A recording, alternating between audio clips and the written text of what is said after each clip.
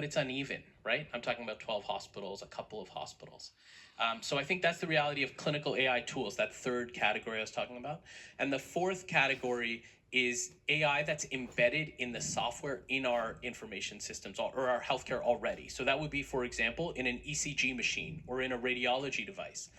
That's quite pervasive already, and increasingly moving forward towards being more visible to clinicians and informing decisions more directly. So, where radiology software would highlight a potential cancer on an image, for example, right? So those would be the four areas. And I think the point is, specific tools is where most of the work is currently happening, but the uptake is quite uneven at the moment. Yeah, I think lots to unpack. So we'll get to some of that, and I suspect more of it will be covered in the subsequent panels. But O'Neill, your perspectives. Yeah.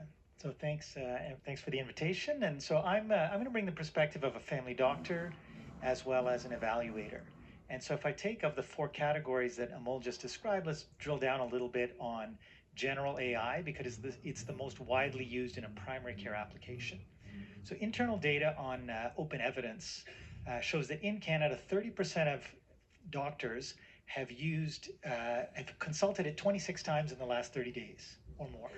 So it is widely used, and in primary care, because we see so many things we don't know what to do with, and Up to Date, which is relatively evidence-based, doesn't have a lot of answers for us.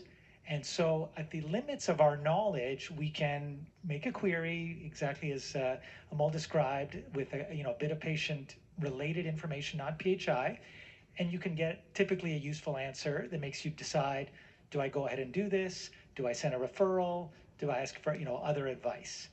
And so in general, I would say it delivers. I'm a regular user. Actually, recently I asked a question about gout, which is a common condition. It recommended prescribing colchicine and steroids when one of the two drugs wasn't working, and gave a reference. When I clicked on the reference from JAMA, there was no mention of using those two drugs together.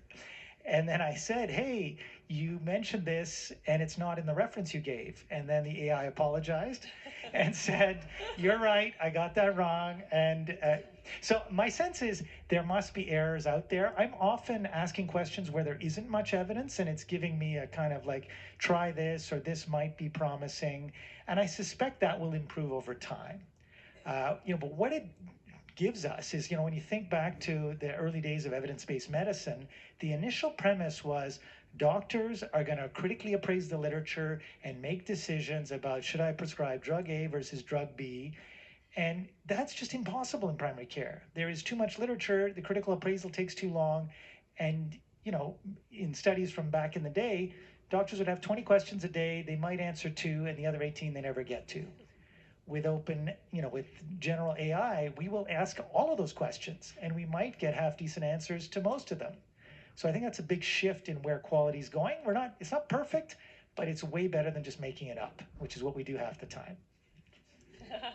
That's great. Or we send a referral, and it takes 3 months for the patient to get seen, right? The other area to drill into is ChatGPT by the general public. So there was a report released by OpenAI early this month that Amol referred to. They said globally, 200 million people ask at least one query of a health-related query every week, and 40 million a day. And these queries, 55% of them are about checking symptoms, 50% of them are about explaining medical information, 70% of those questions are between the hours of 5 p.m. and 8 a.m. And so they are filling gaps. Now, again, probably not perfect, but probably better than Dr. Google. And interestingly, one of the sub-studies that OpenAI included was that the utilization is way higher in regions that are more than 30 minutes from a hospital, so what they call hospital deserts, and particularly elevated in states that have less population. So they list Wyoming, Oregon, and Montana as having disproportionately high use of ChatGPT for health reasons. It is one of the first examples of a kind of more equity forward, there's a principle called the inverse care law, where care is available in a proportion that is inversely related to need. those who have fewer needs have better access, and those with greater needs have less. This is the first signal we're getting in a digital space that we might start to shift things. Fascinating. Khaled, over to you. Well, first of all, thank you very much for inviting me to be here. A lot has already been said, so I'll try to be additive. One of the things we're doing at the Omari Ottawa Medical AI Research Institute is to write case studies and present examples of actual deployments of AI in the clinic. So one I would like to highlight is a project that we have at CHEO, where we are, the team is analyzing data to find kids with undiagnosed rare genetic diseases. And so this app runs on a regular basis, flags kids who may have had a problem that was undiagnosed for many years, and would flag them for genetic testing. And that's actually worked quite well. And it's currently running, and it's helped a number of families to identify a proper diagnosis for their kids, which some cases can be addressed, but in other cases, at least knowing the diagnosis is one step forward compared to not knowing that. So that's a concrete example of an implementation of an AI tool in the clinic. But I think, as mentioned already, we're really at the formative stage of implementing these types of tools in practice. And the challenges, I'll just mention them here and maybe come back to them later on. But one of them is the regulatory pathway to bring AI applications into practice beyond a research setting. So we're all researchers, we can do research, we can test stuff in the clinic and at the hospital and so on, but taking it out of that setting and deploying it more widely, we have to have a playbook for the regulatory pathway to meet Health Canada requirements and so on. And then the other one, which I think is really important, is technology moves so fast. So, the gold standard is to perform controlled trials and RCTs to evaluate new interventions. But these take a long time to do. And, if you're going to spend a couple of years evaluating a technology in the clinic, like 2 years from now, who cares? Something else is up and something better is available. So we have to find ways of doing rigorous evaluations much faster than our traditional methods. And I think this is going to be an important challenge that we need to solve in order to bring some of the great ideas that are being developed in the lab into practice. And then just to mention open evidence and ChatGPT, there's another interesting article from Microsoft on Copilot. So most health queries are on mobile, which is interesting. And then desktop queries tend to be business related during business hours. So actually the patterns of utilization of health queries in the general purpose AI tools are dependent on device and time of day and day of week as well. But also we have to remember that the rate of hallucination here is not small. It's getting better for sure, but you really have to be careful with hallucinated answers and also hallucinated references, I think, as you mentioned. So there's a lot of problems to solve. It's definitely getting better over time. Deployments in practice are starting to happen, are starting to increase, but there's still friction that we have to work to address. Yeah, I think the point that you made about us being in this formative stage is really important. It's also really exciting to hear about kind of real world examples that are making a difference, both O'Neill, as you described, in your ability to get answers to more questions, but also, looking at how we can create better treatment and early prevention in those examples, I think is really important. If we look a little bit farther down the road and we think about some of the bigger healthcare challenges that we might want or hope that AI could help us address, what would be on your priority list, or things that you think, appreciating that technology is moving faster than perhaps we are, we might want to think about AI making a difference? And maybe we'll start, O'Neill, with you this time, and then Khaled, and then Amal. So the first I would start with, as where we hope to go, and where I think we probably will go, is if we take all the reasons for which patients have consulted today, all the things that they consulted for today, if we provide robust decision support tools to those people, and I just described as ChatGPT, which has its limitations, let's imagine that Health 811 is a resource that everybody uses, that has, a filter that is Ontario specific and provides relevant information, and it is as robust as, open evidence, and at the level of patients, then we could imagine that 30% of the reasons for which people saw a clinician today will now be resolved by the patient on their own. And then we could imagine that 30% of the things for which they saw a doctor could be done by another healthcare provider, either in person, let's say remotely, because it's appropriate for remote, and it is at a level that another care provider could give. And then 30% would be provided by doctors.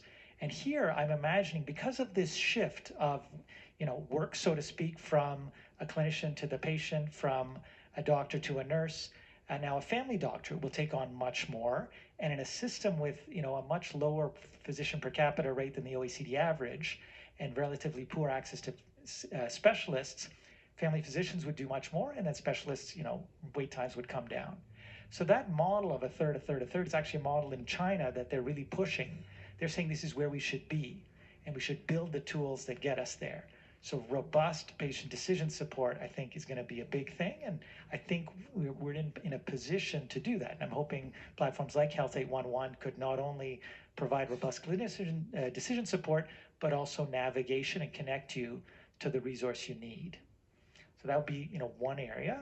The other area would be for clinicians. We talked about, better information at the point of care, and I think that will improve.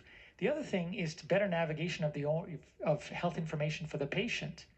Currently, I have to summarize a note, and I don't know if you guys have seen the EMR we have. It looks like a 10,000-page Word document. So the middle of a primary care EMR we call the toilet roll, because it's just an endless scroll. So it's very hard to figure out if this person has tried the same drug, been on 3 different antidepressants, and why they stopped, and what do I do next. So summarizing is a nightmare. And so that, if we could Lots summarize of head better. nodding on that one, so you're getting some agreement there. And then obviously accessing all the information for a patient. So if I have to go to Connecting Ontario, which has a horrible, no offense to any of the designers, the interface is not amazing, and it's very hard to understand the trajectory of a patient and what's been done before and what we could try again. And I'll just, coming back to evidence-based medicine, there is evidence-based medicine historically is apply a population average from a trial to an individual. But there's also an evidence-based medicine, the N of 1, what has worked for this person in the past and what might work for them in the future. And here you would need to track, let's take blood pressure, 5 blood pressures, change a dose, and then track 5 other blood pressures and see on average if anything changed. We hardly ever apply that level of evidence-based medicine to individuals because the data is hard to access, it's hard to measure, we don't take the trouble.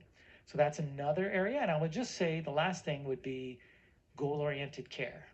If we would imagine to target in primary care, our goal is to help patients achieve their own goals, understand their function, and manage disease and drugs to optimize function to achieve goals. And that's a level of information we've never had access to, but we can collect and we can organize, and in a dashboard, we could actually manage. Some great things to strive for. Khaled.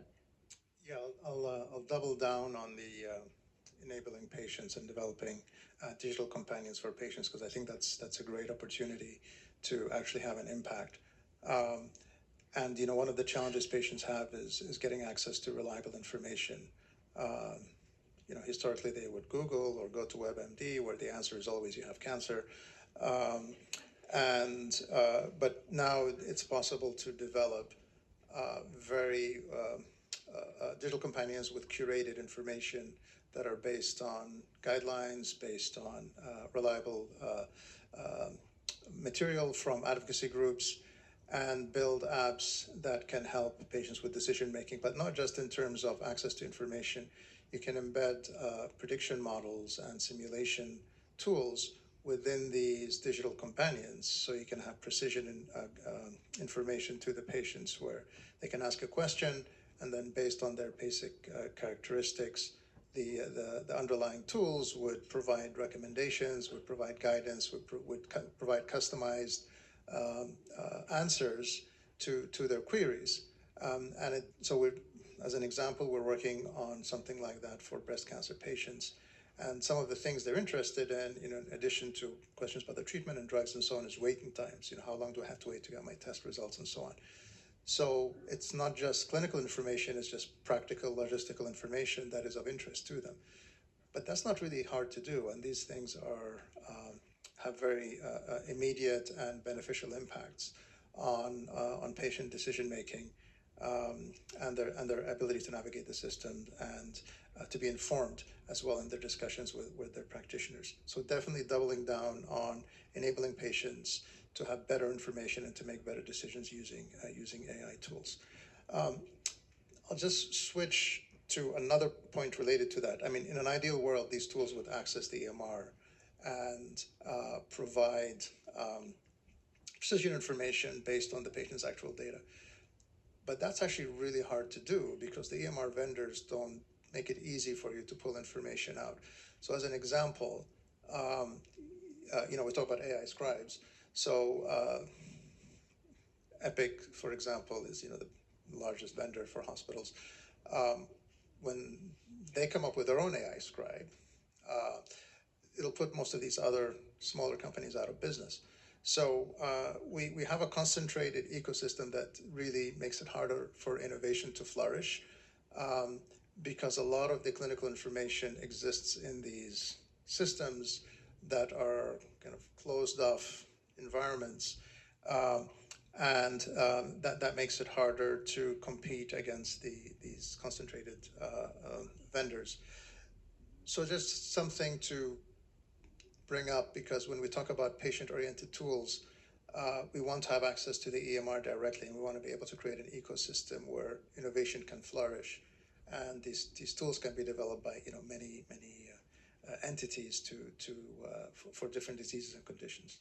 Connectivity is key, as you Connectivity, described. but openness, interoperability, and I don't think we're there yet. Yeah, and so the question was, what are the areas where AI could help? I think the answer is obvious, which is literally everywhere you look in healthcare, there is an application that the concept of AI could help. Okay, that the theoretical construct of what an AI tool could be could help. The reality, though, is will a specific tool help for this specific context and actually help our healthcare system? And moving from what we see in social media posts or press releases of big companies about the exciting frontier capabilities of these algorithms, which we should not deny, they are extraordinary, to useful tool on the front lines of clinical care is a very long journey. People call it the last mile. It is not 1 mile, right? It is a lengthy, many miles journey. And I think that maybe just to do something people normally don't do on panels, which is to gently disagree with something that Khaled said earlier. I agree with pretty much everything they've said so far. But Khaled mentioned that, and it's a fake disagreement, to be fair. I'm just trying to generate some tension. He said we shouldn't do clinical trials, right? And I think really what he said was we need rigorous evaluation. Old school clinical trials take too long. If we look at the clinical trials of AI scribes that were just published in the New England Journal's AI journal, what we see on average, and I think Anil was nicely talking about this, we talk about average effects. So on average, you're maybe saving an hour and a half, 2 hours a week a clinician. But 90% of the clinicians in those studies saved 18 minutes or less, okay? And so now I think we as a healthcare system have to look at that technology and say, okay, we're getting 10% of the people that use this are benefiting really substantially, and that's meaningful. How much are we willing to pay for that technology? And what are we substituting in our healthcare system to pay for that technology?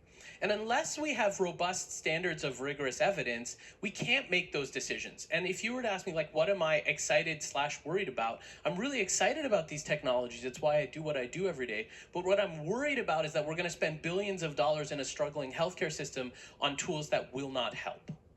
And so if we don't build in the mechanisms for this rapid flourishing innovation ecosystem and the rapid cycle evaluation, we're going to make bad decisions. And so I think it's really important this moment that we're in, and we should acknowledge that the incentives in this system are going to push us towards those bad decisions, right? Very intense moneyed interests will push us towards those systems. And we need to partner constructively with the private sector, but we need to do it in a way that is evidence informed. And so let me just give you another really core example. Most of these AI technologies are being developed in the United States. American healthcare is not Canadian healthcare, okay? American healthcare, 27 million people without insurance. 34% more likely to receive an outpatient antibiotic prescription. 56% more likely to be ordered an MRI. 471% more likely to have your leg amputated for a diabetic foot ulcer, okay? American training data is not good for Canadian artificial intelligence. And so it's essential that we create this innovation ecosystem that Khaled talks about. Get Canadian data with privacy-preserving approaches in the hands of Canadian innovators to create solutions that will work in Ontario, that will work in this country.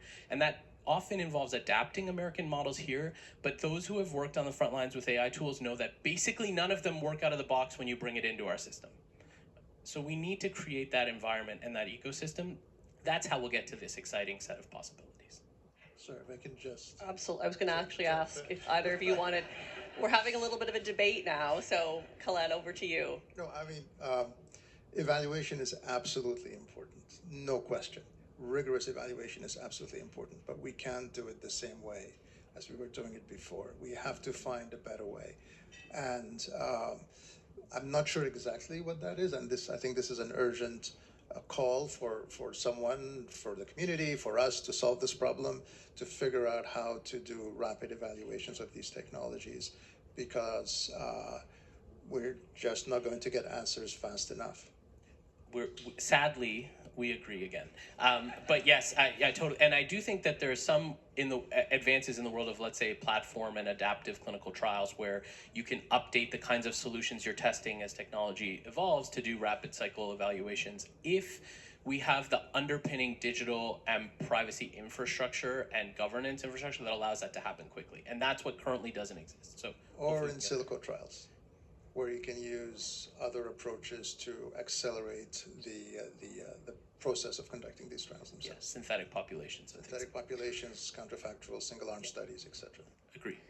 So I'm gonna move around a little bit here and kind of keep this part of the conversation going, because you were talking about the U.S. and all and the opportunities we have within Canada, not just to develop and grow our own made in Canada solutions, but one of the things we've talked about significantly is we're seeing investments in AI worldwide, so not just in Ontario and in Canada and US, but kind of across the globe. And I guess I'm curious for each of you, like, this is an opportunity for us as a province and as a country to put our stake in the ground. And so, what would you kind of offer up as your perspective or advice on how we as a collective might take on a leadership role in this space, right? Because I do think it is an opportunity. I think it's moving quickly, and so I think we need to act as quickly as things are moving forward. So maybe Amal, we'll start with you and work our way down the panel. Yeah, I really believe that there's an important moment, and actually, strangely, the shifting geopolitics, which I usually, fortunately, from our perch as like clinicians, can keep our head down and stay out of, actually, I think make this a little bit more urgent. So, our Prime Minister told the world last week that we're in a shifting moment where there are great powers, and those great powers are weaponizing integration. They're weaponizing economic and technological integration. And nowhere is economic and technological integration more sharp than in AI, right? Like the major AI companies are American or Chinese, like hands down. And we just talked about how those technologies aren't going to work great for Canada. Other pluralistic, multilingual, diverse public systems are similar to ours. So I think there's an extraordinary opportunity actually for Canada to plant a flag that's pretty anchored in our values of diversity, of safety, of responsible development of AI that's not pure accelerationist and throws out guardrails, right? If you think about projecting forward, what might happen as a retrenchment on this technology is the first time something goes off the guardrails, right?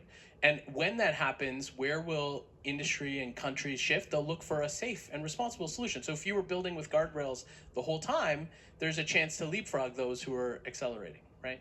So I think there's an opportunity, and I would say now an urgent, actually, leadership role that Canada should play on the global stage to think about driving AI innovation that's aligned with our values, because our population reflects the world's population in a way that basically no other high-income country in the world truly does. There's a handful, right? So we can have an opportunity to play on a global stage. What does it take? I think it takes a very seriousness of purpose that our previous approaches to, I think the commissioner pointed out, people hold up privacy as a reason not to do innovation, right? And in my limited experience as a researcher, it's never the privacy folks that are that. It's some other interest that is holding up privacy as a reason not to collaborate, or a reason not to share data, or a reason not to push the envelope, right? And so I think that we need to break out of those. We need to think across provincial boundaries. My research team is leading a platform that's a multi-provincial platform where we're sharing data across provinces using federated analytics so that we can respect provincial privacy, but we can create a data set at scale. So we now have funding to build a 160 hospital network that will have near real-time clinical data for research and innovation that serves 20 million Canadians. That's half the population. And federal and provincial governments have already funded us to build that infrastructure. So there's a really extraordinary opportunity for us to take advantage, but we have to move quickly with a seriousness of purpose, because if we don't, countries like Denmark, the United Kingdom, are making this a core part of not just their healthcare policy, but their industrial policy. And they will leapfrog us, and then we will fall behind in a very serious way. So I think we have a unique window of opportunity. It's never been more urgent. And I think the technology, the coalitions of the willing are here where we can move together and really make this happen. O'Neill. So I want to build on Amol's comment around the mix of capacity that we have here and a certain level of trust that allows us to do some of this work. So what I would posit is that we imagine how health data can be used to optimize core elements of our system. So thinking about how can it empower patients? How can it improve clinical decisions? How can it improve care coordination or system care integration? How can it improve system planning and particularly balance capacity with demand? And lastly, how does it create tools that will improve overall system performance? So if we put the optimizing of that forward and very large potential benefits first, and then we think about how do we mitigate risks that are so that they are commensurate with the benefits, that's a different way of thinking. Right? We have a system, all health systems have a sort of pathway that they've gone on, but that's been an analog path. We've built so many things, understanding that every individual sees a patient, does a thing, with the assumption that you're unable to access information, you're unable to communicate, you're unable to coordinate. So why don't we now imagine that we can look everything up, that we can communicate in real time, and we can, track over time? What would that system look like? What would it look like to track system demand? Let's just take the 811 model. Imagine 811 is a platform that has 3 goals, just like all major platforms, that it optimizes flow. So when you come in and ask a question, you get an answer to that question. You are connected to the service you need. That it has connectivity such that, currently 811 has 45 services connected to it. What happens if it has 500 or 1,000 services connected? And it is very easy to add new things. And lastly, that it's someplace that people will go back to. So imagine a routing system with a data set that allows you to see where you went and how that worked, and did it make things better? And to come back to the idea of evaluation, large platforms like Amazon, They learn so much every day because the volume of interactions to learn from is so great. And you can do randomized trials every day on thousands and thousands of interactions. So that could be a thing we built, and that could be a thing we optimize. But we need to say, let's put the benefits first and then create the structures that mitigates the risks. So, I mean, as someone who's kind of in the middle of this, trying to innovate and bring innovations into practice, the two biggest problems are data and people. So platforms like Gemini and the work on primary care O'Neill is involved in, these are fantastic. We have to push that as hard as possible because we need to enable better and less friction in access to that data. All the problems are solvable. We just need to do it. So and I think there's a realization for this. So that's great. We should just keep doing that. The other thing is people, talent. We have to attract the best talent from everywhere in the world to come here and work with us on these problems. And there are multiple layers of friction there we can get into, but we have to solve that particular problem, the talent problem. And then related to that is, and this is something that is coming up now, are restrictions around using data for training AI models. So whenever we ask and get data from whatever the source is, the agreements put a lot of restrictions, or one too many maybe, on what we can do from an AI training perspective. For example, if we train models on the data, we cannot deploy the models.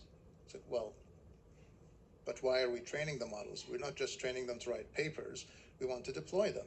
So we have to figure that part out. What are reasonable frameworks for dealing with IP, with privacy of the models that are trained using the data? And once we have a framework that everybody agrees to, then we are essentially greasing the wheels to go from idea to data, get the people, and then transition this into practice. Can I just double down on that last point, which is there is a huge risk and fear in the research community around this. I train a model on data that may contain some PHI. Is that embedded in that model, and can I share that model? Right? That is a critical limitation of being able to innovate models and then deploy them.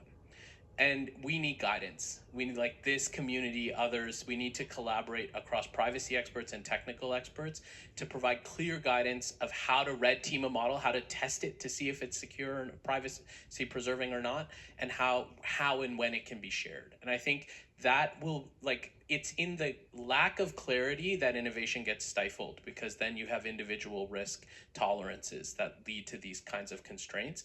If we can come up with some clear frameworks that need to be continuously evolving and adapting as the technology does, by the way, we can really unleash that innovation. So I could not agree more. Yeah. Okay, I'm conscious of time and I still have a couple more questions and then want to give the audience a chance. So maybe just switching gears a little bit. O'Neill, for you specifically, the commissioner spoke about some recent research that was released, and you were the principal investigator in a report entitled Clinical Evaluation of Artificial Intelligence and Automation Technology to Reduce Administrative Burden in Primary Care. That's a mouthful. But it highlights that primary care providers were spending an estimated 9 hours a week on administrative tasks. I'm curious if you can speak a little bit about these challenges and how AI scribes actually helped to alleviate. I know we've talked a little bit about it already, but in the context of the study, that would be really helpful. Sure. So I'll take it as an example of the kind of evaluation that Khaled was referring to that would try to move at the pace of technological progress. So back in September 2024, some folks from Ontario Health and Ontario MD approached us and said, hey, can you do an evaluation of AI scribes? It's a new product. We want to know, is this thing any good? And so in October, we looked at scribe, basically documentation time with scribe, no scribe. In that simulation, we found a 4-minute reduction in documentation time, so positive signal. Then we looked at 6 scribes head-to-head, created a bunch of quality metrics, and compared them on those quality metrics. We looked at how do they handle accents, how do they actually handle interruptions, patients that talk about relevant information that is kind of tangential, and so forth. And so we looked at them, compared the 6 of them head to head. And interestingly, this one scribe, there's 3 that perform better than the other 3. They're all very good. But the best performing scribe was $70 a month, and the worst performing scribe was $400 a month. And so this type of thing is probably throughout the digital health ecosystem. It's just not, it's never transparent. So we did the head-to-head comparison. We chose the top 3, rolled them out to 150 docs in the community. And in surveys, they said it reduced after-hours administrative documentation time by 3 hours. So decent number, and we're talking about, with out of 9. But the qualitative stuff was very striking. It's like, wow, I get home in time for my kids. I've got more energy. I've been thinking about retiring. I want to keep doing this. So it was very exciting when we presented to Michael Hilmer and other folks at the ministry. They're like, this is awesome. And they proceeded to provincial procurement through Supply Ontario, which took a year. But, and at the same time, we presented to Canada Health Infoway. They said, this is awesome, and they went on to procure 10,000 licenses and roll them out across Canada. So we've been, evaluating the rollout, and the question as an evaluator is always, does it work? Does it scale? Does it work at scale? And so as it scales, it gets interesting, right? They've rolled out 10,000 licenses, 6,005 as of October. There was 6,500 active users, people using it more than 10 times a month. So with people, getting a free license, you can see even if you have a free license, not everyone's going to use it. 2/3 used it with some frequency. When they went on to add it to 12,000 licenses, the number jumped from 6,500 active users to 6,900. So we're seeing movement, but it's not massive. There is an upper limit probably. Mm-hmm. In that study, there's 4,500 licenses in Ontario. So when you map that onto an adoption curve, you're looking at around 12% of family docs. And I think in the recent article, they said it's about 25% adoption overall. You've got vendors giving away free licenses. Uptake for paid licenses is less than we imagined. And so we don't know how far along the adoption curve will get. When we look at the impact rolling out from 150 docs to 1,200 docs across the country, they're saying they save 1.6 hours a week. And to Amol's earlier point, I think what you have is diligent documenters that are saving a lot of time. And you have people who don't finish their notes that have probably more complete notes, but may not have saved a lot of time. We have an ongoing study now. We're looking at documentation, pre-post scribe implementation to see what happens to the notes. And so, that's a little microcosm of a study where we went from, is this thing any good? Is it worth studying, roll it out, and is it worth scaling? And I think it's going to do something. I think it will have substantial benefit, but maybe less than we imagine. But I think what it will do is it's introduce ambient listening as an interface. And when we look at the benefits for docs, they say reduce cognitive load, better connection with patients, and they are saving time in the worst hours of the day, which is between the end of clinic and the start of dinner. Which I think is absolutely important. I'm going to switch gears and go to Khaled for a minute. We talk a lot about human in the loop. And when we look at other jurisdictions and we think about AI governance frameworks, those frameworks call for this human in the loop to oversee AI results and ensure accuracy before making kind of relatively consequential decisions about patients, like diagnoses and other things. And others are saying, AI is sort of surpassing the human's ability for accuracy. And we've talked a little bit about some of this today, but I'm curious kind of your thoughts on this human in the loop concept and what we might learn from what's happening elsewhere in the world within the Canadian and Ontario context. I think it's more nuanced. So there are some use cases and some problems where full automation will produce good results, and diagnostic imaging is one good example where AI is embedded in the devices we buy and so on. It works well, it works reliably, and the quality of the outcomes are validated and seem to be acceptable. There are other situations where you do want to have human in the loop. So I don't think you can give a general answer. It really will depend on the situation and what exactly you're talking about. But also, I think it's important to consider the regulatory regime we're talking about, because in some cases, if there's human in the loop, then your AI device classification is lower, and so your regulatory pathway is much simpler. So you may want to do things that way just because you can bring a product to market or deploy it much faster than if you try to have more automation in the system. So I think there are multiple factors that drive this. It's not just accuracy. And then the other thing, of course, is things are getting better all the time. So if we have this discussion, maybe in 6 months' time, I may give you a very different answer. I feel like that may be the theme of the day. So again, conscious of time, and I've got a few questions already coming in. So maybe Amal, I'll go to you for the last sort of formal question from me. Lots of myths about the use of AI in healthcare, and we've sort of touched on some of them today, both myths from the provider perspective, maybe myths from the patient perspective. So what would you say to the public in terms of dispelling some of those myths? We've talked a lot about opportunities, but that obviously also comes with criticism and concern. So let's do a little myth busting before we go to Q&A from the audience. I think maybe two takes on this. So the first is the quote unquote myths that the public might hold. So for example, how will my privacy, like AI companies are sucking up all my data, or this AI tool maybe won't work reliably in certain areas or certain populations. Those are not myths. We should not be in the business of busting those myths. We should be in the business of elevating those voices and asking hard questions. So I would prefer not to be a public myth buster. I'd prefer to say, like, yeah, great question. Let's try to answer that in a way that enhances trust in our system. The second, though, is a much more pervasive and subtle idea, which is that AI is like my iPhone. So because of how we interact day to day with Google queries or our iPhone, environment, et cetera, is I order a thing, it comes on my doorstep, it comes in a nice box, I unwrap it, I push a button, and now I have this device, right? This idea that AI is plug and play or a ready-made solution. That is not AI in healthcare. These solutions are going to be problematic. They're going to work in some places, not in other places. They require a lot of implementation work.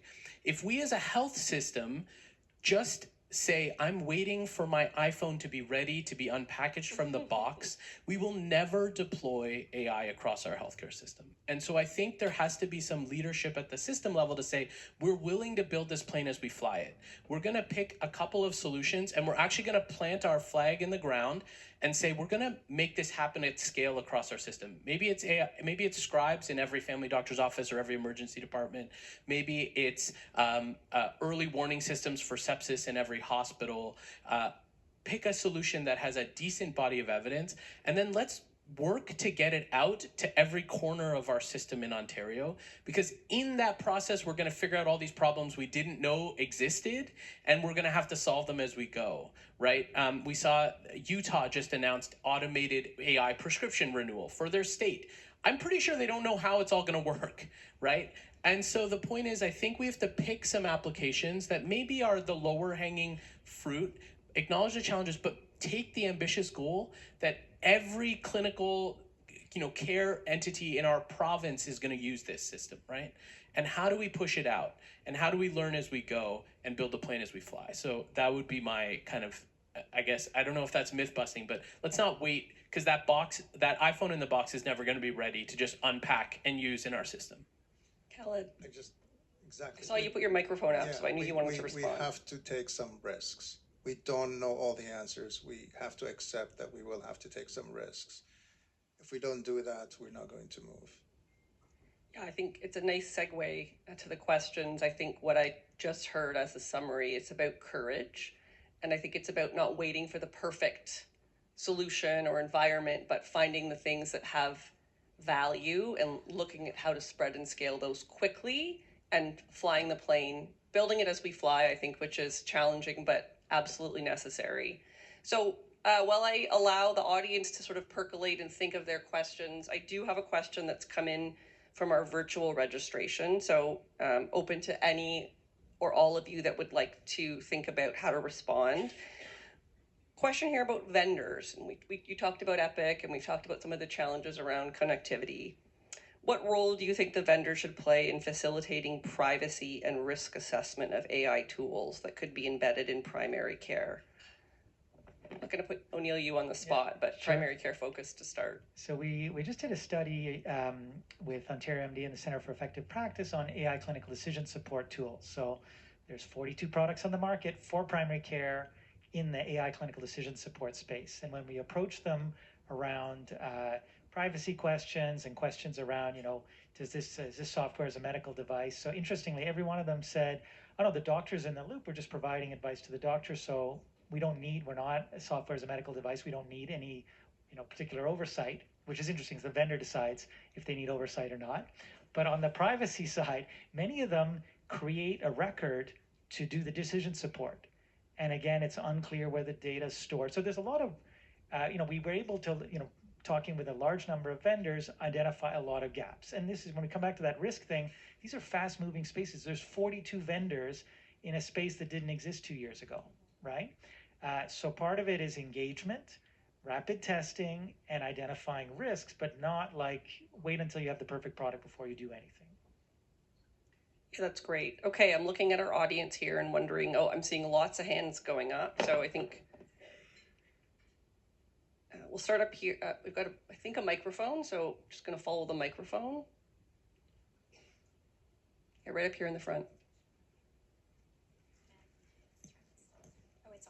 Okay, just a quick question. The commissioner spoke about social acceptance, social license, and how necessary that is. And so from your perspectives, what are you hearing out there in the community from patients about the use of AI? And you spoke about large studies done on clinicians in terms of AI being helpful for clinician and clinical support decision making. Are there as many studies or any big large scale studies from the patient perspective in terms of how their data is being leveraged and used with AI? Thank you. Great question. Well, so you have to do this very carefully, of course, but in the products we're involved in, we engage with patients or people with lived experience. They don't have to be patients early on in the project. And they're very excited about the potential because they see if this works as promised, it can have a huge impact on their ability to make decisions, on the amount of information, reliable information they can get, and so on. So it's very positive, but it's a process, and you have to build that trust and the transparency that goes around with that to ensure good proper engagement and so on. But the reaction is very, very positive when you do that. The potential is evident to those individuals. I'll just say in the scribe space, we've done a little bit less on the patient side. We've done interviews and we've looked at how often people consent. And so people consent quite frequently. It's relatively uncommon. But I do wonder if the narrative is shifting from a year and a half ago to now. There's like maybe a bit of a sinister techno oligarch, kind of narrative that might shift things. So I think we have to be very sensitive to this. And previously when I said we take risk and test stuff, we don't test it on a massive scale. We test it on a small scale and move, because I do think trust is something you want to preserve, and perceptions shift over time. Yeah, I was going to say exactly that, which is I think it's hard to talk about AI in healthcare. Like, we want to talk about AI in healthcare and all the wonderful benefits and potential opportunities. It's hard to divorce that from like AI in the world and people's fears about climate impact and people's fear about, technocratic rule and like all of this stuff, which is very real, right? Like, I'm much more scared about AI outside of healthcare than in healthcare, right? And I think we have to acknowledge that when we address public opinion. And so there are surveys, like there was a study published in JAMA a year and a half ago that was a large-scale public opinion survey about AI, but I think those things shift over time in a really serious way. So I'm not sure what to make of it. In that survey, I think it was something like 70% of people had a generally there were fears. So about 70% said they had fears, but if you had an appropriate assurance mechanism and safety sort of mechanism in place, people viewed it favorably, right? But I really think it's hard to divorce AI in healthcare from the general context, which is why I totally agree with Khaled's approach about engagement in a specific project-oriented way. Like this tool, this application, co-designing and getting buy-in around that, I think that's where there's real opportunity. So I know there's other questions, but we are on a strict time schedule. I will say, I think we're going to go right into the second panel and then we'll have a break. So I suspect that if you have questions, certainly you could follow up with the presenters individually. Thank you, Amal, O'Neill, Khaled. Really appreciate you providing your perspectives. And I'm going to actually turn it over to Stephanie Lockhart now, who's going to moderate the second panel. And we're going to do a brief transition. And as a reminder, we will have a break after the next panel so everyone can network and get a coffee and use the restrooms. So thanks again.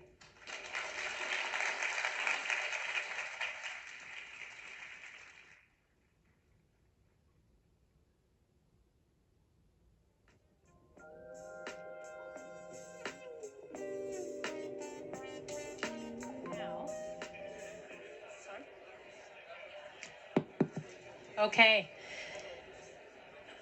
I'm going to transition us while our panelists get seated.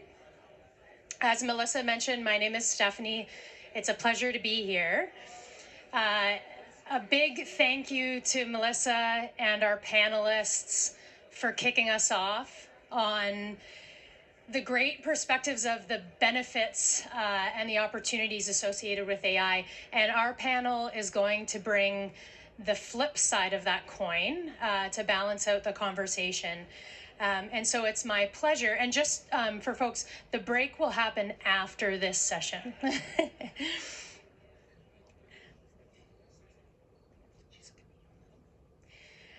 So my pleasure to be moderating the second panel. As I mentioned, we're going to focus on the flip side of the coin, which is the potential perils of AI and what we need to consider as we continue to move opportunities forward. So I'm going to get right into introducing our panelists. Suzanne Brandt is joining us virtually. Hi, Suzanne. Thank you. Suzanne is the president of the First Nations Technical Institute. Her work is grounded in Indigenous science, research, language, culture, and community-based knowledge systems. Dr. Kwon McKenzie is the CEO of the Wellesley Institute, a Toronto-based health equity research and policy think tank. His work intersects with AI in the public policy and equity context, particularly how AI affects health outcomes and fairness. And Dr. Teresa Scaza is the Canada Research Chair in Information Law and Policy at the University of Ottawa, an author of several books, including Artificial Intelligence and the Law in Canada. Her research focuses on AI regulation, data governance, and privacy. And as Melissa mentioned, we will do some questions from those in the room, but if anyone online wants to submit a question, you can submit it through email to privacyday@ipc.on.ca. So I'm going to get right into our questions. I'm going to start with a question for Kwon and Suzanne. AI systems, in particular, if I think of machine learning, are typically trained on data from the past, which may reflect systemic bias against historically marginalized communities. What risks do you see for AI to reinforce those disparities, even when the intention is the opposite, to improve efficiency or quality of care in healthcare? So I'm going to go first to Kwon. Okay, I get to go first. You can hear me, yeah? Perfect. So start off with, obviously, thank you very much for the IPC to give me an opportunity to be here. Thank you guys for braving Snowmageddon to be here. And really great to be able to be on the panel with Teresa and Suzanne. And thank you, Stephanie, for moderating. So I'm going to start with a provocative statement, which is true as far as truth goes. In the history of medicine, most innovations have made services and outcomes more inequitable. Unless they're focused on trying to make things fairer, they make things less fair. People who have access, information, time, and money get access to services and innovations. People who don't have those things don't get access and get worse outcomes. That's what usually happens unless you think things through. AI adds another issue to it, because the actual intervention itself, not the access to the intervention itself can be biased. Now, a lot of that's due to data. So when I started doing research, and I'm not going to tell you how long ago that was, we had a very simple adage: rubbish in, rubbish out. If you have bad data, you get bad results, bad outcomes, that's what happens. And we have a problem with AI because we have different levels of quality of data for different groups. And so AI will not work as well for some groups compared to others. And traditionally marginalized groups will not have as good AI products as other groups, unless we focus on those groups and we try and use AI for good rather than just AI generally. And I'll give you an example because that's all sort of feels maybe a bit hypothetical. There was an algorithm in a Toronto hospital that was brought into ER to help doctors deal with people who present with heart attacks. That algorithm did not work as well for women.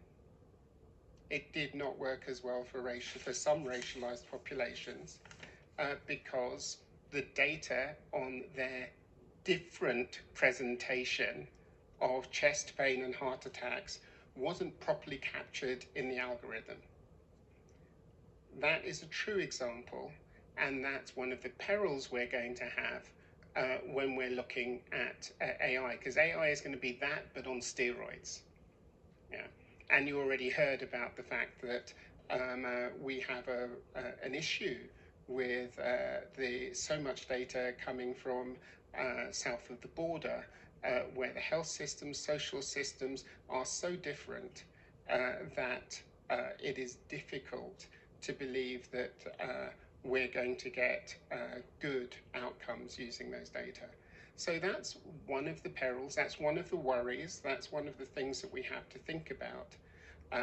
It's not something that should stop us in our tracks, but it is something we should really, really consider hard if we want to think of AI for good, and AI for good and is practical and is useful in a Canadian context. Thank you. Suzanne, I'm going to pass the floor to you. Okay, thank you very much, and welcome everyone, and thank you for the opportunity to speak.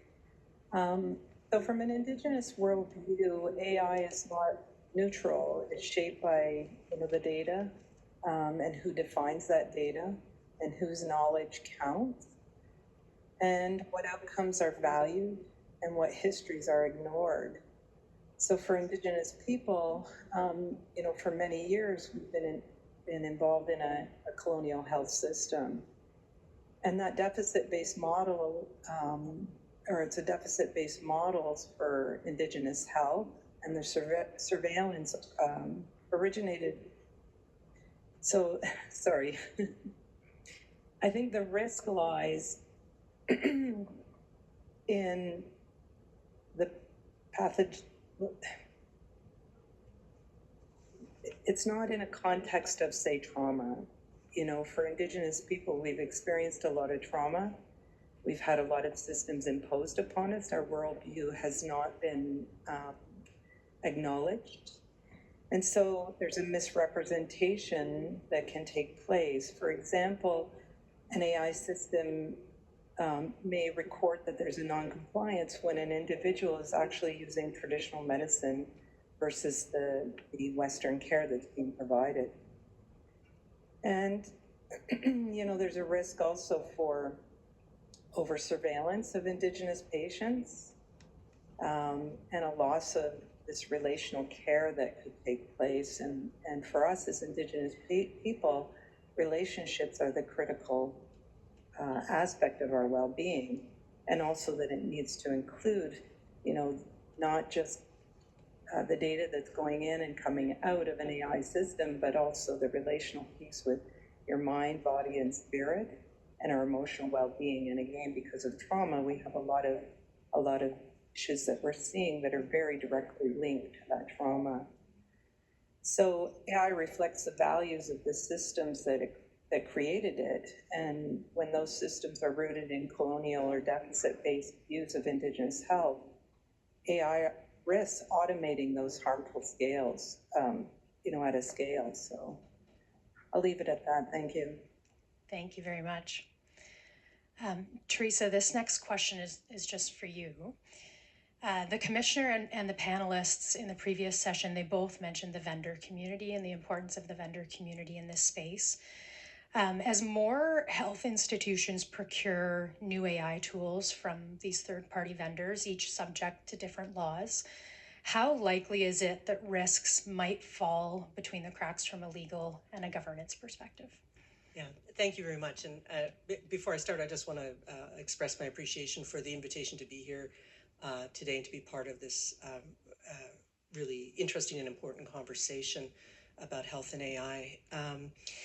So that can get quite complex. And I just want to tie back to the first panel in a couple of ways. First, to note that in the first panel, there was an emphasis on how quickly everything is moving. And I think that that's important to think about here too, because there's been a lot of change in the health AI space, and there will be changes in how things are developed and marketed and so on. And so I think it's kind of a constantly moving spectrum. So if you think about AI scribes, and the first panel talked quite a bit about AI scribes, there was a proliferation of vendors and vendors who were trying to attract new customers and holding out promises that the tools were compliant with different privacy laws.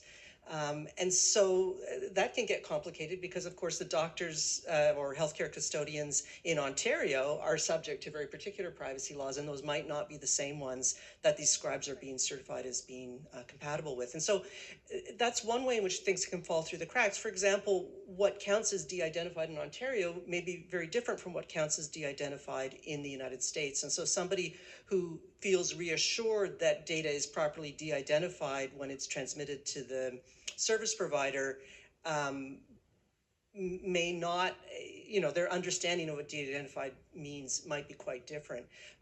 Again, in terms of things moving very quickly, we're starting to see not just government getting involved in helping to identify trusted vendors or preferred vendors or trusted vendors in this space.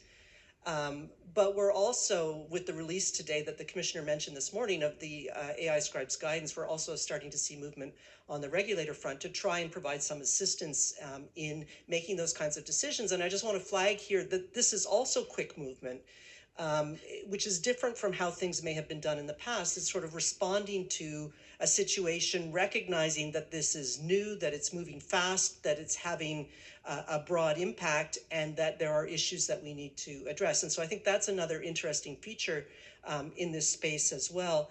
The other thing to think about, of course, is it's different. The issues may be different when something's being adopted by a large institution, like a hospital, a major hospital, that has a privacy department, that has professionals who are focused on these issues, that are thinking about it, they're able to negotiate contracts, they're able to look at the different issues, or when they're being adopted by a family physician who is adopting the tool because he or she is already so busy that they need this AI scribe and they're not going to be reading the privacy policies, and even if they were, they wouldn't have the expertise to parse them.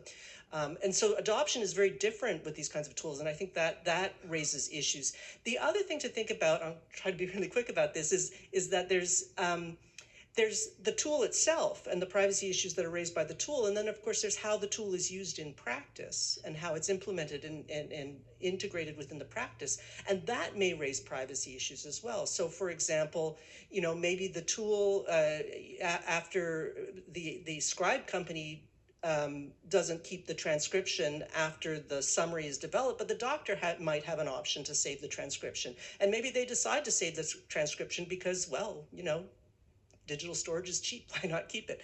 And all of a sudden you're collecting more data than perhaps you need to collect, which can raise privacy issues, it can raise security issues, there may be other security issues with implementation. So there's not just the tool, but there's also how it gets integrated and adopted and used within the practice. then the other thing, and this touches on something that Kwame mentioned as well, is that what we're starting to see with these AI tools is, which are very data-driven tools, is it's not just the privacy. They don't just raise privacy issues, but they may raise other issues as well. And so an AI scribe tool is a different tool for a patient who speaks with an accent or whose speech may be affected by disease or disability than it is for a patient who speaks a language in a way in which that is similar to the language on which the scribe tool has been trained.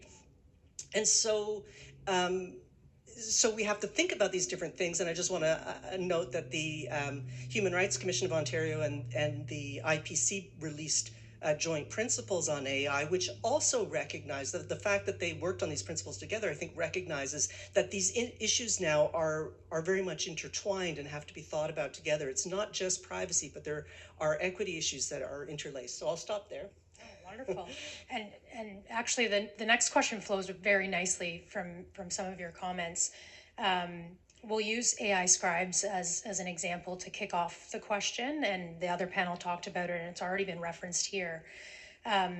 What does meaningful consent look like for patients with AI? Thinking of AI scribes and the use of AI scribes in primary care and ED as one example, particularly, and you mentioned this, for communities that may face language, culture, or other barriers in clinical settings. And Suzanne, I might go to you first, and then I'll go back to Teresa and round it out with Kwame. So the question is for all three of you. Great, thank you.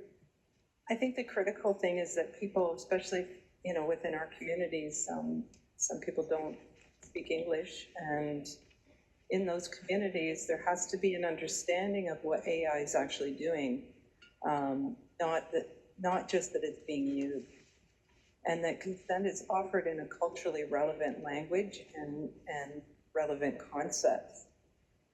And patients can say no without penalty. I think that's really important, that they have the option to say, I don't want to be a part of AI. There's a lot of resistance to technology in some of our communities. And consent is, that you have the ability to revoke that I don't want to be involved. And that communities understand how data will be reused, shared, or if it gets commercialized. And I think those are very critical pieces that we need to take into consideration, that the consent is actually understood and what they're participating in. Yeah, so, and I think there have been quite a few studies done recently that show that there's this trust gap in Canada in particular, when Canadians are less trusting of AI. And that trust gap can create barriers to adoption and barriers to use. And so then you combine that with the question of consent, and you go to the doctor, and the doctor says, oh, I'm using this AI scribe tool, which is going to record and transcribe our conversation. Do you consent? Well, if you have a doctor, then you're lucky, right out the gate, right? And you don't, and you also have 10 minutes at most for your appointment. And you don't want to annoy this doctor because you have a doctor. A lot of people don't. So what do? Do you ask where the data is being stored? And if you do, are you going to get an answer from the doctor who probably hasn't read the privacy policy and doesn't know? Or do you just say, yeah, whatever, let's go?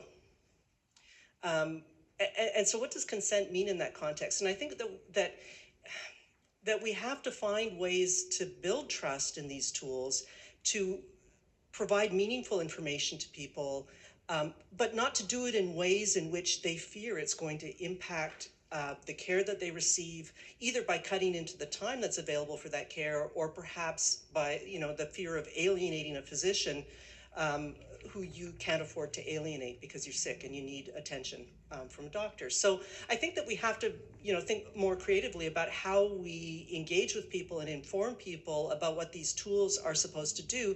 But it may also mean, thinking seriously about the issues that people care about. And people are concerned about data being stored in the United States, personal health information being stored in the United States right now. Well, they have always been concerned. Now they're really concerned, or much more concerned than they used to be. So, we have to think about these issues, and we have to have answers to questions when they come up, and we have to find a way of communicating that doesn't kind of interfere with the clinical experience for people who go to the doctor. So I think that that's an important consideration with consent. Yeah, so I'm not sure how many of you will have seen this. There is a wonderful comedy skit video on YouTube about two Scots guys who get into an elevator and are trying to get, and it's one of these voice activated elevators, and they're trying to get to floor 11. But of course, if you've got a Scottish accent, it's 11. Yeah. And the chaos that happens when they're trying to get to floor 11, worth looking up. But I just wanted to this is, I obviously use humor to get you into my world, because I have been trying to get my phone to understand me for many, many, many years, right? And I believe I have not that great an accent. Don't disabuse me of that belief, right? I believe I haven't got that much of an accent, but my phone really cannot understand me. We're in therapy. No, but my phone really can't understand me. Now think of what happens with people who've got much deeper accents, who are then going to be in with their family doctor, and now they're going to try and get the scribe working in the consultation. You know, and I know, that scribe is going to make many, many, many more errors. The doctor knows that there's now more work that's going to be done in trying to correct, if they do go back and correct what the scribe is going to produce, because the scribe is not going to work as well. That's what's going to happen. So we're humans, we change things up. Are we going to make our interviews more simple? Are we going to use more simple language? We're not going to use more time because we're family doctors. Yeah, we haven't got more time. Are we going to change what we do? Is there going to be less time spent on the clinical interaction in order to make sure that we've got the scribe working properly? How are things going to change? And because this question was about consent, am I going to say to you, well, we're going to use this, but it's not going to work as well for you as the next patient. Yeah. And your clinical care may suffer. I'm not going to say that. So I worry what consent and really true consent looks like in the use of scribes, because it's not just the scribe won't work so well. It's because the scribe won't work so well, how is that interaction going to change? How is that clinical interview going to change? And how is my care going to change? And very little of that, I think, is going to be properly reflected in the consent. And I can tell you how this happens, because my first ever research job was a research job trying to get people into a drug trial. And I was, some people would say naive, some people would say principled. I actually tried to consent people properly. And I and the Institute of Psychiatry in the UK have an award for getting nobody into the clinical trial, right? Over a 9-month period. Yeah, because when you go through it properly, it's like, who's saying yes? Yeah. But I think I would go back to what Teresa said. The people who will say yes are the people who are marginalized, the people who are happy just to have a doctor because there aren't doctors around, and the people who see the huge power imbalance and feel the huge power imbalance between their family doctor and themselves. And so again, we have an increasing of inequities or potential increasing of inequities if we don't think this through. Yeah. Thank you. Let's stick perhaps with a real world case. So Teresa, this one's back to you. With a question about the comments you recently provided to the Globe and Mail about a case that the IPC investigated that involved an AI scribe. Many in the room have probably read it, but I'm wondering if you can briefly explain what happened in this case and what it reveals about the real world risks of using AI tools in clinical settings. Yeah, this was such an interesting example. So this involved a doctor who had been affiliated with a hospital at a certain point in time, and who left the hospital. But while he was at the hospital, he used a non-hospital email address for a number of communications and meetings and so on. And about a year after he left the hospital, he decided to adopt an AI scribe tool, although it wasn't a medical AI scribe tool. He just used Otter AI. And Otter AI has a feature where it can go into your agenda, look at your meetings, and then attend meetings and transcribe them. And this is what happened in this case, because when he left the hospital, his personal email address was still on the email mailing list for a number of meetings that he used to regularly attend. And so after he adopted the AI scribe tool, Otter AI went to nephrology rounds, recorded all of the interactions, created a transcript, and then emailed the summary of the meeting with a link to the full transcript to all 65 people who had been on the mailing list. And of course, that contained sensitive personal information, and it was a data breach. The hospital, of course, as soon as it became aware of this, responded to the breach, got in touch with the IPC, made a number of changes to their practices, received recommendations from the IPC as to additional changes that they should be making to their practices to try and prevent this from happening again. So there was a quick response to this breach, but I think the case is really interesting for a number of different reasons. One is it demonstrates how vulnerable institutions like hospitals can be to these kinds of breaches, where these kinds of tools are so widely available. So that we're no longer in a context where a hospital makes a decision to adopt an AI tool, and they study it and they evaluate it and they look at the contracts and they look at the privacy policies and they negotiate whatever they need to negotiate and put it in place, and and it's all under control. Now you've got anyone who works at the hospital capable of adopting all kinds of different AI tools and using those tools, interacting with those tools in patient care. And so that can be extremely challenging. I think another feature that's interesting here is that this was Otter AI and not one of the scribe tools that has been developed and trained using healthcare data, right? So, and that's entirely optional for doctors. If they want a scribe tool, they can choose one of these medical scribe tools. And the first panel told us that, prices can range from $70 a month to $400 a month. Well, Otter AI has a free version, which is a lot cheaper. Hasn't been trained on healthcare data. So is it going to make more errors in terms of the specific medical terminology that might be used, or drug names and so on, because it isn't trained on those, isn't going to recognize them? Is it going to be less good with accents? Because some scribe tools are deliberately working with accents to try and reduce error. And so you can just, pick one of these tools. And of course, if you use the free version of a tool, then you have less privacy protection, because one of the ways in which those tools are monetized is by using data. And so the privacy protections that might be in place for other tools might not be there for free versions of tools that may play fast and loose. And so with the data. And so, it raises all kinds of issues that are actually really challenging for institutions to manage.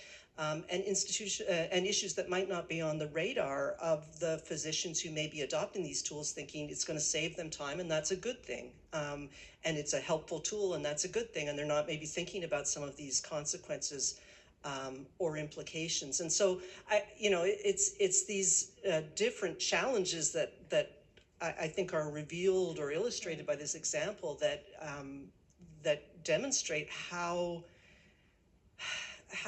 challenging it is to think about and anticipate some of the risks that come not just from AI, but from the fact that AI is out of the box now, and that that we're all capable of adopting and using AI in all kinds of different ways, that we have to be individually much more responsible within our professional and institutional context when we choose AI tools and when we use AI tools, because we do, right? Because there are these consequences that flow from them that we may not have anticipated and prepared for. Thank you. Kwame, I'm going to come back to you.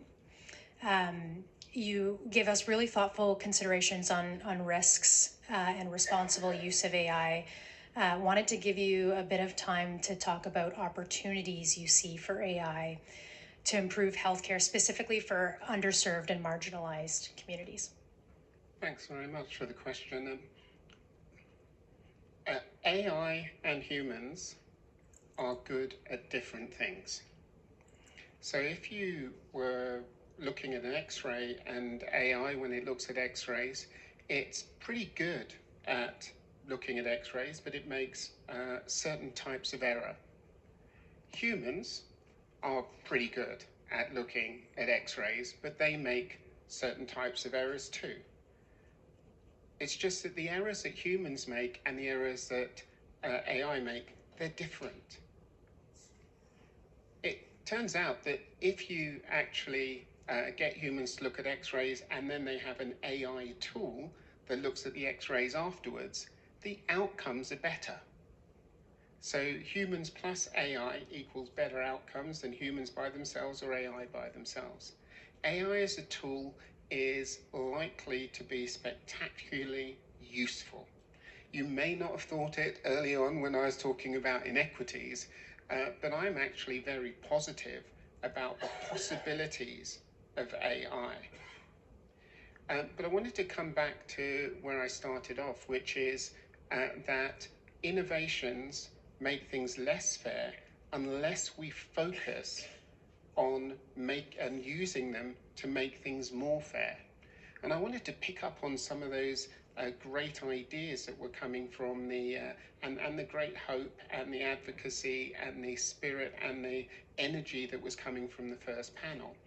There is lots that we can do, but I would really like to focus that on the thing that is most important in our healthcare system at the moment. The thing that's most important is not how we get people to from living to 85 to living to 90. It's how we deal with the fact that some people are living to 60, and it's really very possible for us to bring that all up so that people are living to 85. How we focus on people who are not getting good health care, who are not getting the access they need, or who are not getting the clinical care that they should. How we make healthcare more equitable. And I want to understand how, and I think if we are going to be a world leader in Canada, a world leader that is really focusing on building AI tools for equity would be something that we can do, we should do, and we have to do for Canada, but is an opportunity, a real opportunity. I'm really interested in looking at how we use AI to look at our health service and say, where are the pain points that actually lead to inequities?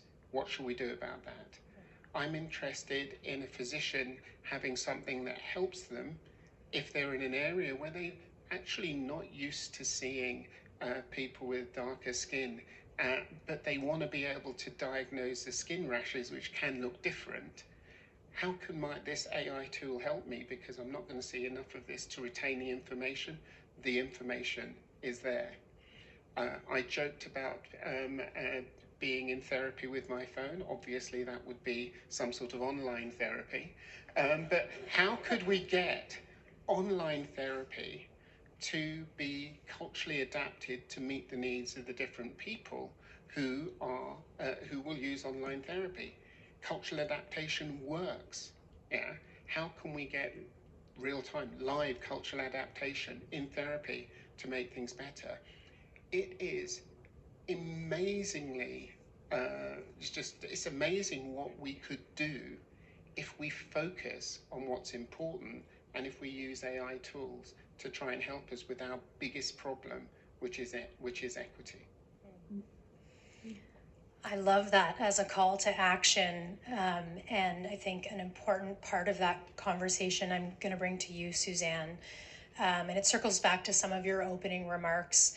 And curious how we can meaningfully build in Indigenous culture and values into the development and use of AI. I'm going to go back to sort of looking at that issue of consent, and it leads to trust. And I think that is a very critical piece. And it's important to understand that for Indigenous people, consent isn't a form, it's about a relationship. And if AI is bypassing that relationship, it undermines the trust and violates, Indigenous self-determination. So when we're looking at how to, build meaningful relationships, then Indigenous culture is not something to be integrated after a system's already been built. And that, it must be foundational in the AI design.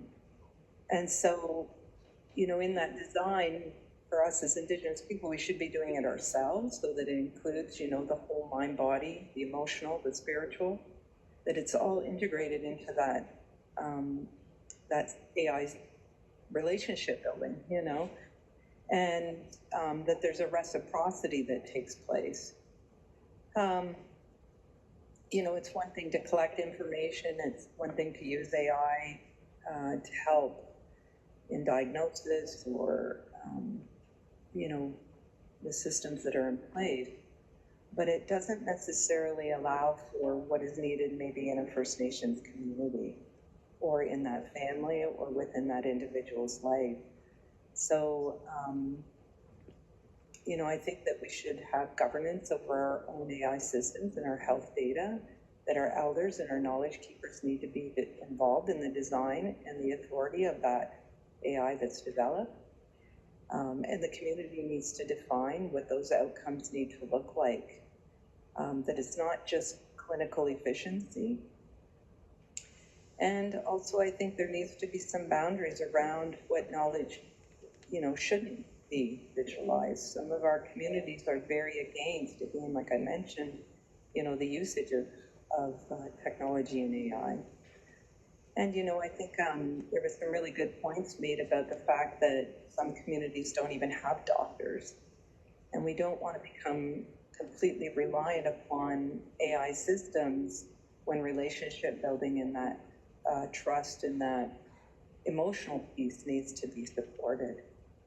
So I think those are some of the things that need to be considered. Thank you. I'm going to go to our last question, which is for each of you, and then I will go first to the floor for any questions. You've each talked about how AI tools are not always being designed with equity-deserving communities in mind. And so before we wrapped up, I just wanted to come back to that to ask all three of you, what role should communities play in decisions about whether and how AI tools are used in healthcare?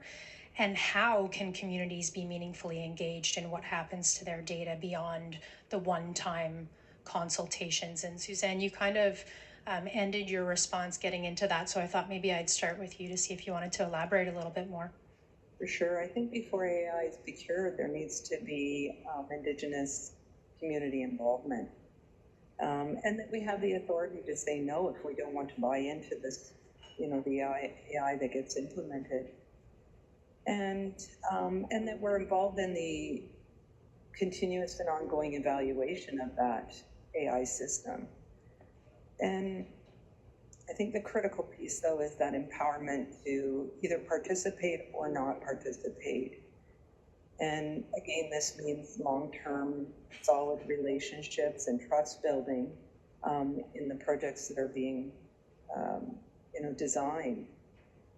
And I think the other part is that in the success indicators, we need to have that defined by the community. What are the outcomes that we want to see? What are the successes that we want to see? And, working in education, we've been heavily involved in looking at that. And so in the healthcare system, it needs to be the same way. And that there are these feedback loops, that it actually can help change the systems. I think those are just some ideas, but definitely there needs to be an engagement with community. Wonderful, thank you. Kwame, maybe over to you, and then we'll end with Teresa. Yeah, I think it's a really important issue. I think we've been talking a bit about trust and confidence, I think are an issue at the moment in public services. For instance, early on we were talking about, I think during the last panel, we were talking about, hey, we've got to move forward and we've got to take risks. And I was sitting there and thinking, well, exactly who's taking the risk here? Yeah, right. What is the risk? Whose risk is it? Is this a risk of my negative outcome or for the system? Who is taking the risk here? Maybe we'd have a conversation about that. And I think in modern systems, all modern systems, we need to be thinking that people do want to be involved. They do want to be part of conversations. And, people like me who are users of the health system and who pay for the health system, strangely, believe that it's our system, not the system of professionals. And we want to be involved. And there are a couple of reasons why this is important for the system, not just for the people. AI needs big data. Increasingly, people are reluctant to give their data because of trust and confidence issues. Including people in the conversation increases the chance that we're going to get good comprehensive data. Outcomes are better if people trust their healthcare system and their doctor. Keeping people in the loop, talking to people, building their confidence and trust actually produces better outcomes. But this question that we had was partially about data. And for me, I'm really interested in this because I think the future of data is about community sovereignty and community integrating community into data considerations. I was one of the people who developed the principles on community sovereignty, the EGAP principles, which stand for engagement, governance, access, and protections as models for thinking through how we should involve community in data and health data. And at the moment, we're trying to work out what how can I put it? Data justice looks like, yeah, on an international basis, trying to think through what that looks like for communities and marginalized communities in a 3-country study. So I think it's going to be a really important issue, and we have an opportunity for leadership in that.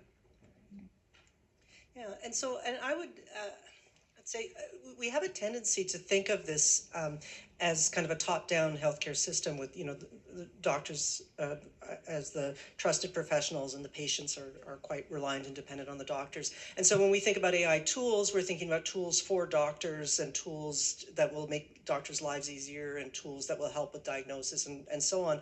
And we benefit as patients through the care. But but sometimes I think we need to think about what patients want, and to talk to them about what they want. And so to go back to the example of AI scribes, well, AI scribes are touted as reducing the workload of doctors, or the administrative burden on doctors, freeing up more time, better patient care, and so on.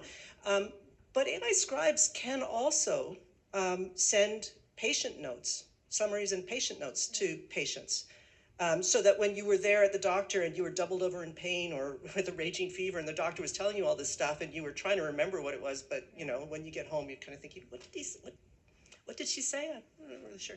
Anyway, you might actually get a patient note or summary. And I've talked to people who have complex care needs or who are caring for somebody with complex care needs. And it's easier for them, it would be easier for them to go to an appointment and be full on attention at the appointment and to get a summary at the end of that appointment and to get summaries that they can refer to over time as well, because it's a complex ongoing care issue. And so are we thinking about the potential of some of these technologies from a patient perspective in terms of what the patients may want from them? Now, not to say that there aren't privacy issues with all of that, because there will be, but this is another dimension of it. Sometimes those technologies can transform how patients experience healthcare, and that may be something that we want to listen to and think about, and hear from patient communities about. What would they like to get out of a tool that's transcribing their conversations with the doctors, beyond just the EMR entry? Brilliant. Well, I think on behalf of everyone here, thank you for bringing the balance to the conversation. I'm going to go to the floor, but I am also going to say, Suzanne, I know you may have a bit of a time crunch, so if you do log off, we take no offense, but if you are welcome to stay for the questions from the floor, we appreciate that as well. So thank you. I'll follow who has the mic. We have right over here. Okay. Thank you. And feel free to address it to any one of our panelists, noting Suzanne may end up having to drop off. Hi, this is Lincoln Stein from OICR upstairs. And I just want to start by saying I agree wholeheartedly with all the issues that have been raised on equity deserving populations and AI underserving them, and the need for individuals to consent with full knowledge of what's happening to the collection of their data. I want to raise the issue that the AIs that have been built to date have been built largely on data that was collected without the knowledge or consent of the people from which the data was collected. And it's, to my view, is there a moral argument for using that data? It seems to me that those training sets and the AIs based on them are morally contaminated because they were collected without individuals' consent. Should we allow the vendors to sell them and use them? Not to put you on the spot, but that feels like your space, Teresa. Yeah, the provenance of data that's used to train AI is a really interesting and thorny question, because it can come from a variety of sources and consent can be obtained in a variety of ways. And so there's data that's used without consent. There may also be data that is used with consent, but the consent was obtained in ways that aren't very genuine. So, there was a notice on the wall of the practice that you didn't read because you were doubled over in pain or you had a raging fever. Or there was something else that you maybe had to sign but didn't understand, or the data has been de-identified and the rules are that if it's de-identified, then it's not personal health information anymore and consent isn't required. So there can be all kinds of ways in which data gets into the training data pool, some of which do comply with the law, some of which nominally comply with the law, but I think you can ask questions about really how well did they comply with the law, and some where you're really not sure at all. So I do think that those issues of the legitimacy, they're interesting and important ones, and they're ongoing ones as well. We're also seeing data, all kinds of health information being collected now from in the private sector, from wearables and other devices that are improving in their capacity and their refined nature, and are collecting data in all kinds of ways with our own private sector consent policies for what those might be worth. And Data brokers collect information, and who knows, what the provenance of that information is ultimately. So, I do think we have some issues around legitimacy of data, which do make it challenging.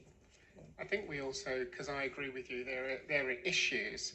And I think one of the reasons why I like the idea of community governance of data is it allows us to have these conversations. Clearly, over time, de-identified aggregated data has been used by medicine to create change. Public health and surveillance is based on this stuff, and that data in the public domain used in order to better understand what's happening, patterns of disease, where we need to intervene, is the basis of modern medicine. It's used for audit purposes and used to improve quality of care in every hospital. So there's that issue. Where a lot of communities get stuck is when that information is used for profit, not when it's used for good. And then there's a question about when it's used for good and it's used for profit and how we think about that. So I think there's a lot of discussion that has to be had on this, and where community governance tables sometimes come in is to have the case-by-case discussion about, are we comfortable with this, are we not comfortable with this, and why? Because I think a one-size-fits-all law or guidance on this is going to be fairly difficult to create. And there are always going to be cases which fall in the grey area that perhaps we need wider discussion on, because they're not just scientific. They are developing sort of philosophy and ethics that we're going to need in the new era of AI. Thank you. We will do one more question from the floor. I'll rely on our mics here, and then after the question, we'll move into a short break. Hi, my name is Angela. Thank you so much for this conversation. I thought it was very insightful. I really particularly like that you put so much emphasis on building trust and confidence and community integration. So I was curious if, and I'm speaking very broadly here, there's any specific spaces, whether that's physical or digital or something permanent or transient, that you can imagine when you talk about community integration in terms of data considerations and justice, and how we can make them more accessible to people. So on the data side, we have been. So my journey in community governance really came out of the early parts of the pandemic, when we were seeing significant disparities in who was getting COVID, but we didn't have good data to be able to properly, to be clear and to monitor any interventions. And so we worked with the province to change the law so that the province allowed the collection of race-based data.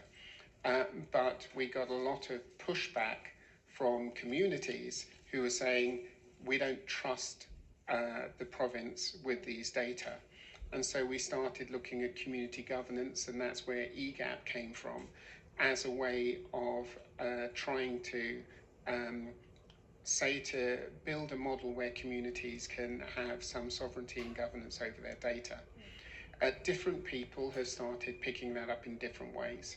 So the City of Toronto is currently trying to develop models of community governance, because it has a lot of data.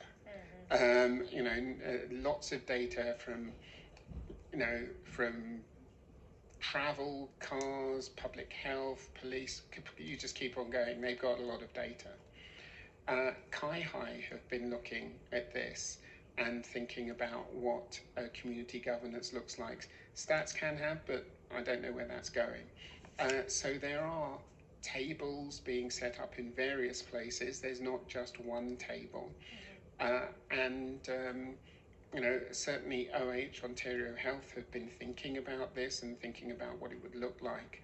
But we're really early days for this. So it's difficult to say there's one place where this is happening. There are little pockets.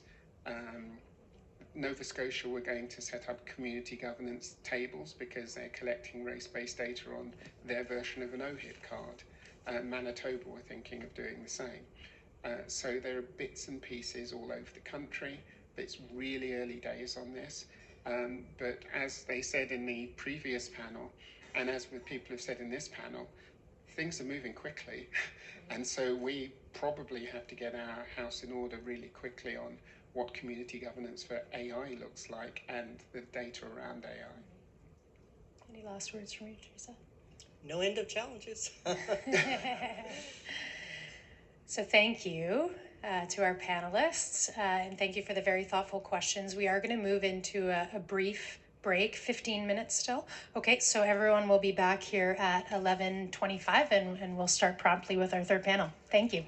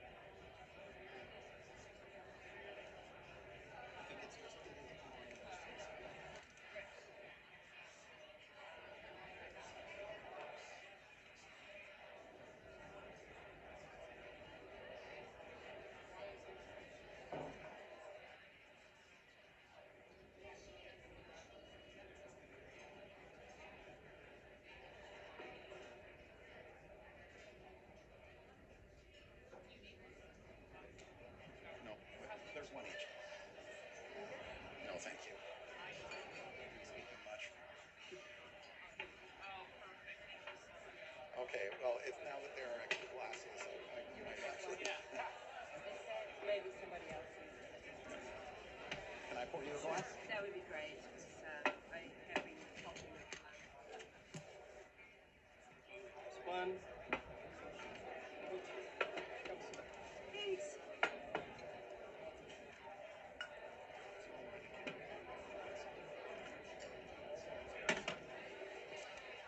So just to make things easy at the end, just take one floor question. Okay. That's it. Okay. And Mike will text me the virtual question? Mike will text me. If people could take their seats, please.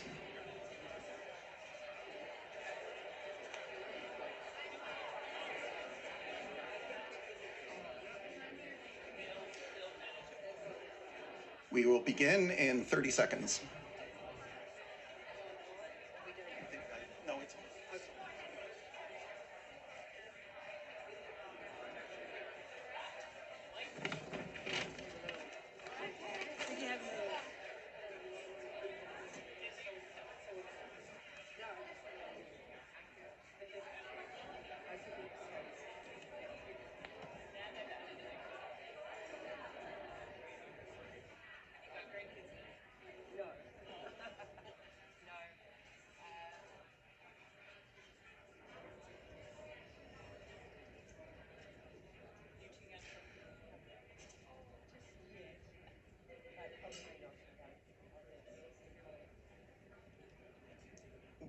We'll begin again now.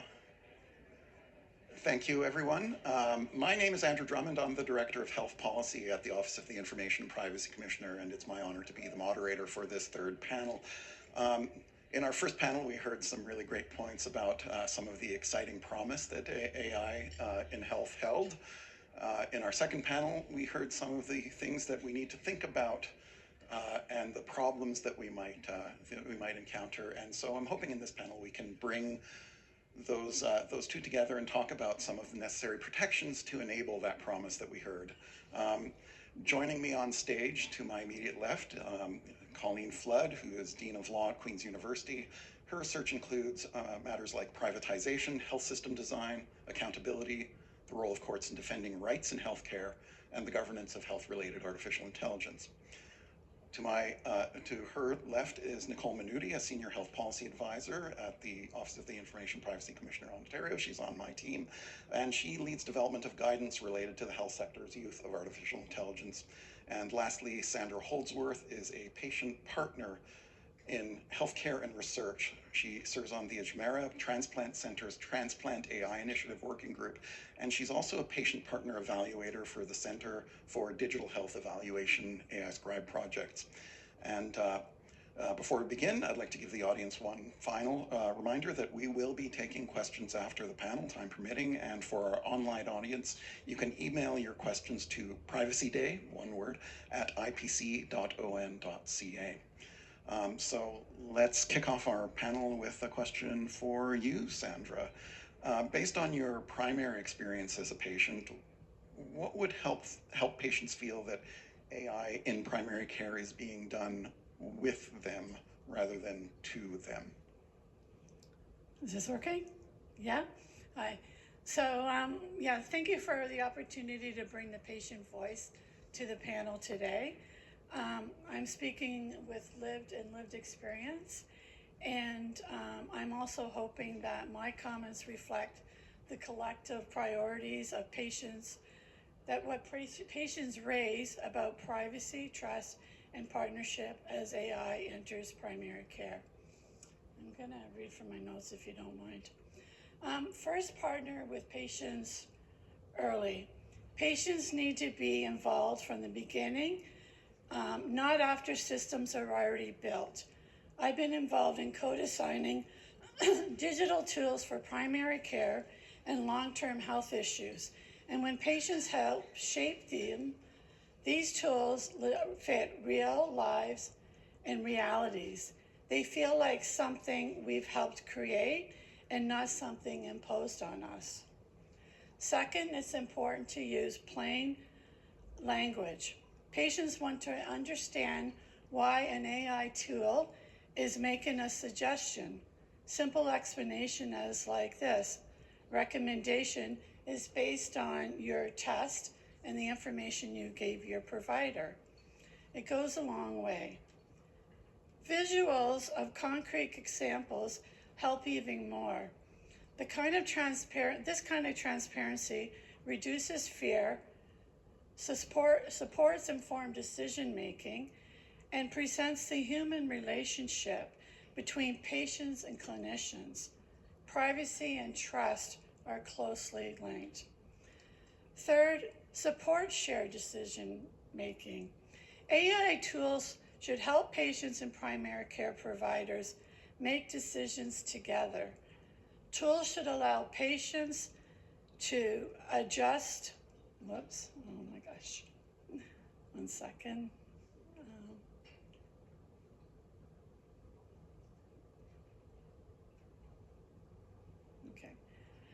Should help patients adjust recommendations based on what matters to them and should change those preferences over time. This helps reinforce patients' agency and engagement rather than replacing it. And finally, ask for patient feedback often. It's important to get the patient perspective on their experience and how the AI tool is impacting their health care and the relationship that they have with their primary care doctor. They feel, okay, that's it. I'm going to say for that. Thank you. Thank you, Sandra. Turning to Nicole and Colleen for the second question, I'd like to ask both of you what level of transparency patients should expect from their healthcare providers who use AI tools, and what are some practical and meaningful ways of providing that transparency. Nicole, you can start us off. Sure. So healthcare providers in Ontario actually have transparency obligations that are set out under PHIPA, and those continue to apply when they use AI systems. As the Commissioner highlighted earlier this morning, we've just put out some guidance today on AI scribes, but that guidance can actually be applied to AI systems more broadly. And within that guidance, you'll see that we've outlined some practical and meaningful ways that you can meet your transparency obligations as custodians in the context of AI systems. I'm not going to talk about all of them. I'll refer you back to the guidance, but I'll highlight two important ones, and I think they harken back as well to some of the conversation about consent. The first one being a written public statement. So custodians in Ontario need to have written public statements that provide general descriptions of their information practices. And that's a type of statement that'll often be posted on a custodian's website, on the physical walls. As Teresa sort of said, maybe you have stumbled past it on your way to see your doctor, but it's a way to help provide that transparency by having these information practices posted in ways that will come to the attention of the people that you care for. And the guidance provides some sort of helpful list of some of the things you might put in that written public statement to be more transparent about your AI systems. But some of the things you want to make sure that you include are, for example, the purpose for the use of the AI system. Is personal health information or de-identified data shared with a third-party vendor? And if so, what's the reason for that? What's the nature of that data? What are the general limitations of that AI system, including related to the potential for bias? And what are some of the general safeguards that the custodian and the vendor have in place to protect records of personal health information from breach? As well as having information in that written public statement that would describe the individual's rights. So if they want to withhold or withdraw their consent to their information being collected, used, or disclosed through that AI system, when can they do that? Who can they speak to, and how will that be done? The second obligation that I'll talk about is a contact person. So in medium-sized and large-sized organizations, this is usually a chief privacy officer. And this person is responsible for facilitating the custodian's compliance with PHIPA. They also do things like educate the staff who work in the organization about their duties under PHIPA. But they're also responsible for receiving inquiries and complaints from the public. So if there's questions about those information practices, those would go to the contact person. And so a way to be practically and meaningfully transparent is to make sure that that contact person is sufficiently knowledgeable and adequately equipped to answer those kinds of questions. The Office of the Privacy Commissioner of Canada last year, not too long ago, 2025 is just a few short weeks ago, released a public opinion report that showed that 88% of Canadians are concerned about their personal data being shared and being used to train AI systems, and 42% are extremely concerned. So when we see this level of concern in the general public, it's inevitable that at some point custodians are going to be asked about their use of AI systems. So being prepared to answer those questions, questions like, will my data be shared with the vendor? Will my data be stored outside of Canada? Is my data used by the vendor? These are things that you need to be able to answer in order to gain that trust. There's been a theme of trust across these panels. To gain that trust from the people who you want to use these AI systems with, you need to be able to answer those questions. So I'll leave it at that and look forward to Colleen's response. Okay, so first of all, thank you, Pat, and to all the IPC team for putting this wonderful morning together. It's terrific. I had great conversations all morning and lovely to be on the panel with you both. I feel Kwame's pain. Try ordering with this accent at Tim Hortons. You can never get a cup of water. It's just impossible. I think we are all struggling with the rapid transformation that's going on around us. The question around transparency here for me, I kind of want to put it into a quadrant of things.